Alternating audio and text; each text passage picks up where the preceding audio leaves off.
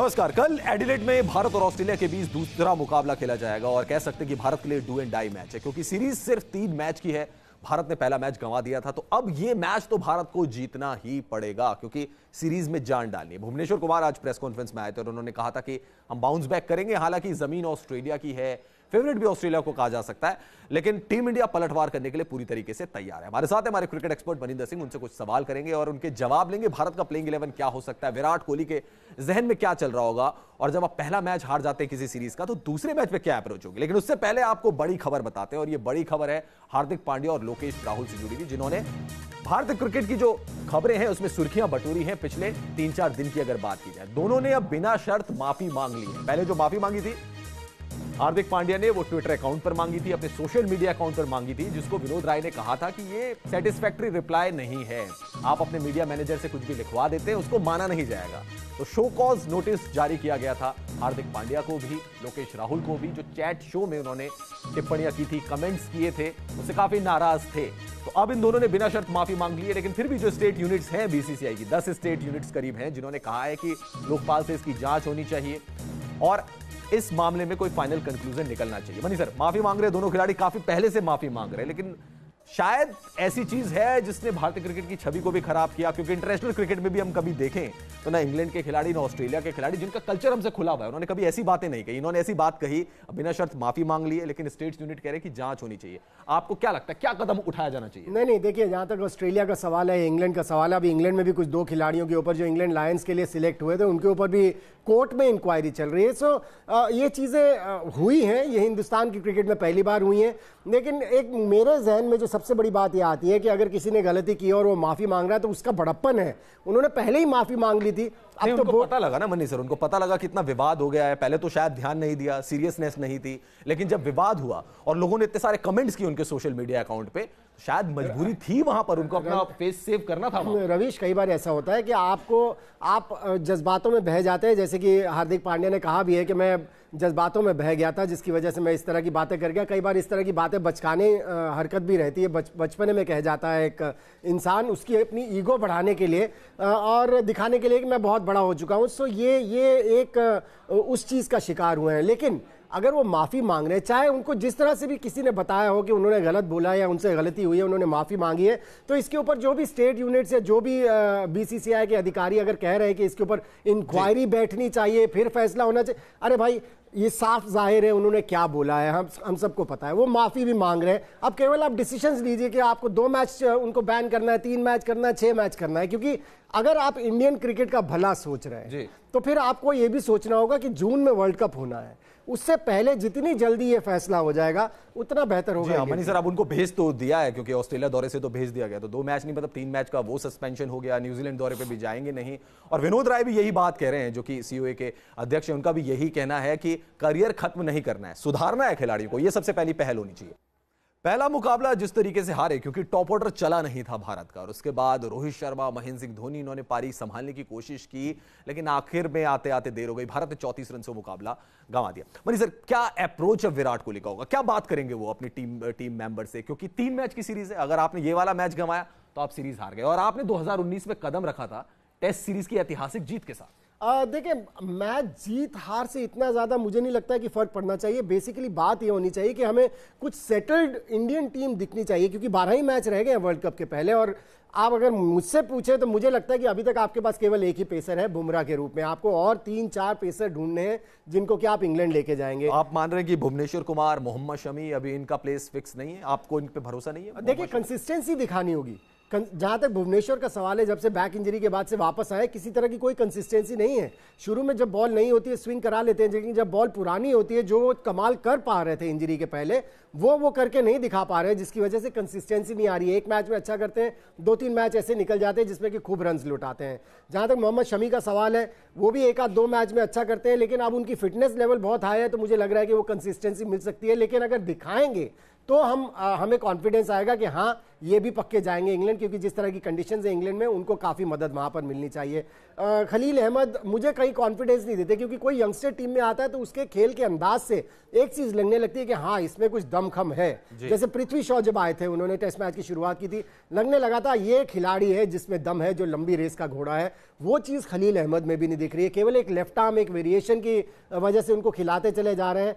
अब देखना यह है कि कितना कॉन्फिडेंस है टीम मैनेजमेंट को और उनको कितना मोटिवेट किया जाता है। सो सीम बॉलिंग का ये डिपार्टमेंट है। जहां तक बैटिंग में नंबर 6 का सवाल है या विकेट कीपर बैट्समैन का सवाल है, वो भी अभी तक सेटल नहीं है। सो अगर आप देखें केवल 12 ही मैच है और बहुत पोजीशंस है अभी इंडियन टीम्स में जहां की सेटल नहीं हुए खिलाड़ी। जी हाँ मनी सर, और जैसा कि खबरें ये भी आ रही है, एमएस के प्रसाद चीफ सेलेक्टर, उन्होंने कहा कि ऋषभ पंत भी रेस में बने हुए हैं, जबकि ऑस्ट्रेलिया दौरे में आने से पहले रवि शास्त्री ने कहा था कि ज्यादा कट छाट नहीं होगी, बल्कि जो टीम है वो फिक्स हो चुकी, 1 या 2 का प्लेस यहां पर है। हमने प्लेइंग 11 भी आपको दिखाई मनी सर। अब शायद इसमें केदार जाधव के लिए जगह बनेगी और दिनेश कार्तिक बाहर जाएंगे, क्योंकि आपको एक बॉलिंग ऑप्शन ढूंढना होगा, क्योंकि आपने करवाई अंबाती रायडू से बॉलिंग और वो आ गए आईसीसी के स्कैनर पर। नहीं, लेकिन वो बॉलर भी नहीं है, वो तो आप जबरदस्ती उनसे बॉलिंग करवा रहे हैं। वो क्योंकि शमी के थोड़ा नेक में प्रॉब्लम आ गई थी। अदरवाइज बिल्कुल आपने सही कहा कि आपको एक ऐसा बॉलर ढूंढना पड़ेगा जो अगर कोई किसी को इंजरी हो जाती है या किसी का खराब दिन निकलता है तो वो आपको बॉलिंग करके दे सके। और जिनका आपने जिक्र किया, उन्होंने विकेट्स लेके दी हैं। जी हाँ, केदार जाधव। सो मुझे लगता है कि पहली पीसी के बाद भी जब विराट कोहली ने कहा था कि केदार जाधव हमको इंपॉर्टेंट रन्स दे सकते हैं, बना के दे सकते हैं और विकेट्स भी लेते हैं जब उनको बॉलिंग दी जाती है। सो ऐसे खिलाड़ी को तो टीम में मुझे लगता है स्कीम ऑफ थिंग्स में रखना ही पड़ेगा, क्योंकि पहले एक टाइम होता था आपको वीरेंद्र सहवाग कुछ ओवर्स कर देते थे, युवराज सिंह कुछ ओवर्स कर देते थे, लेकिन इस समय ऐसा कोई भी खिलाड़ी नहीं। जी हाँ बिल्कुल, ऐसा कोई भी खिलाड़ी नहीं, और वहां पे केदार जाधव अपनी जगह जो है वो बनाते हुए नजर आ रहे हैं। सर ज्यादातर लोग ये मान रहे हैं कि क्योंकि सिडनी में चेस करना था, आपके सबसे बड़े चेस मास्टर विराट कोहली वहां पे चले नहीं, तो आपने मुकाबला गवा दिया, लेकिन शायद एडिलेड में आके कह सकते हैं कि दोबारा शक्ति आएगी विराट कोहली की, क्योंकि ऐसा मैदान जहां पर आपने टन्स ऑफ रन्स बनाए, सेंचुरीज स्कोर की। हालांकि इस बार टेस्ट मैच में रन नहीं बनाए, और इस बार थोड़े से ऐसा लग रहा कि विराट कोहली जो बहुत ही ग्राफ उनका ऊपर था, थोड़ा स्टेबल होता हुआ नजर आया, लेकिन यहां क्या उम्मीद करें? देखिए, विराट कोहली से आप ये उम्मीद कर सकते हैं कि जब अगर चेस करने की बारी आई या पहले भी बारी आई, बैटिंग आई, मुझे लगता है कि उनके बैट से रन्स निकलेंगे, क्योंकि उनको भी पता है लेकिन कि अगर वो रन्स बनाएंगे तो थोड़ा सा इंडियन टीम के लिए जीतना आसान हो जाता है। लेकिन ये एक विडंबना है इंडियन टीम की कि विराट कोहली चलेंगे तो आप मैच जीतेंगे।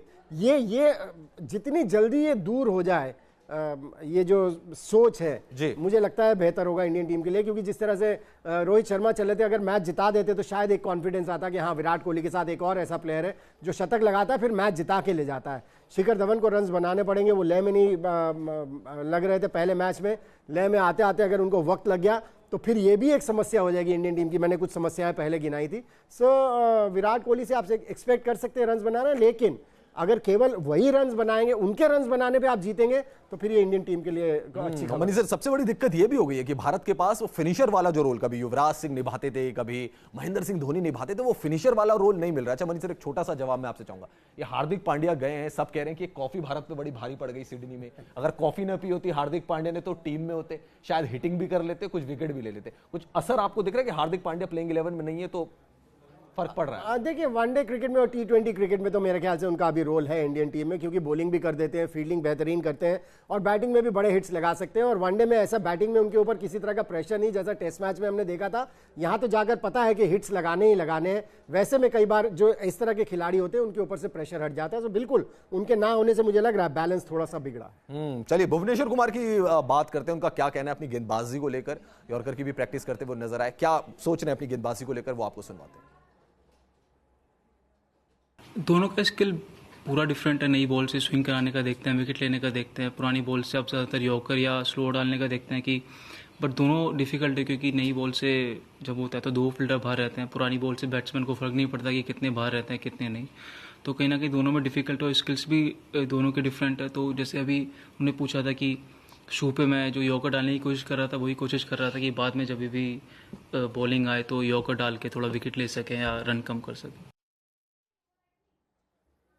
तो भुवनेश्वर कुमार यहाँ पे डिफरेंस बता रहे थे कि नई जब गेंद होती है उससे आपको कैसी गेंदबाजी करनी होती है पावर प्ले में, और जब आखिर में आप चले जाते हैं स्लॉग ओवर्स में, वहां कैसी गेंदबाजी करनी होती है, क्योंकि गेंद के साथ आपको लेंथ एडजस्ट करनी पड़ती है। मनी सर, भुवनेश्वर कुमार का फिट रहना, इनकी स्पीड का बेहतर रहना और इनकी स्विंग का कायम रहना, ये शायद जरूरी है भारत के लिए वर्ल्ड कप को देखते हैं। देखिए स्पीड अगर 135 तक भी खींच के ले जाएंगे अपनी स्पीड को तो चलेगा, क्योंकि बॉल को नई बॉल से तो परेशान करते ही ऑपोजिशन बैट्समैन को, लेकिन पुरानी बॉल से भी कर रहे थे क्योंकि इनके यॉर्कर्स बड़े बेहतरीन हो रहे थे, स्लोअर वंस बहुत बढ़िया डाल रहे थे। लेकिन जब से बैक इंजरी हुई है, आपको एक बात बताऊं, यॉर्कर जब एक फास्ट बॉलर डालता है तो बैक के ऊपर बहुत ज्यादा जोर पड़ता है, और बैक इंजरी के बाद जब आप वापसी करते हैं तो फिर वो बॉल डालने में थोड़ी सी झिझक रहती है, जो कि इस समय दिख रही है। सो ये अब खेलते खेलते कॉन्फिडेंस आता है, जिस तरह से वो बता रहे थे नेट में प्रैक्टिस कर रहे हैं उससे कॉन्फिडेंस आता है, ये देखने वाली बात हो।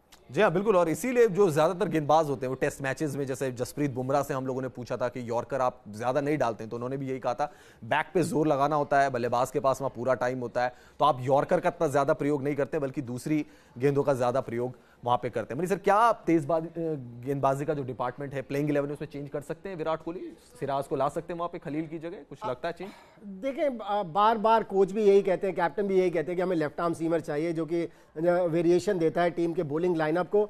सो पहले मैच के बाद हालांकि खलील, जैसे मैंने पहले भी कहा था कि किसी तरह का कोई इंप्रेशन उन्होंने नहीं छोड़ा, लेकिन मुझे लगता नहीं कि इतनी जल्दी बदलाव करेंगे। हालांकि विराट कोहली के फितरत में है कि बहुत जल्दी बदलाव करते हैं टीम में, लेकिन अब शायद वर्ल्ड कप के पहले जब 12 ही मैच रह गए और उनकी स्कीम ऑफ थिंग्स में है, तो शायद खलील अहमद को ही कॉन्फिडेंस देने की कोशिश करेंगे।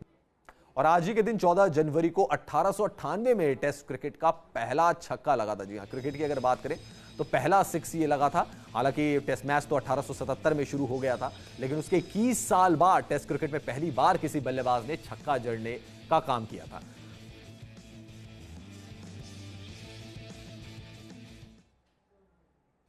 हमारे साथ मनी से जुड़े हुए थे, आपका बहुत बहुत शुक्रिया। फिलहाल इस खास पेशकश में इतना ही। आप देखते रहिए न्यूज नेशन, क्योंकि खबरों का सिलसिला यहां कभी नहीं थमता।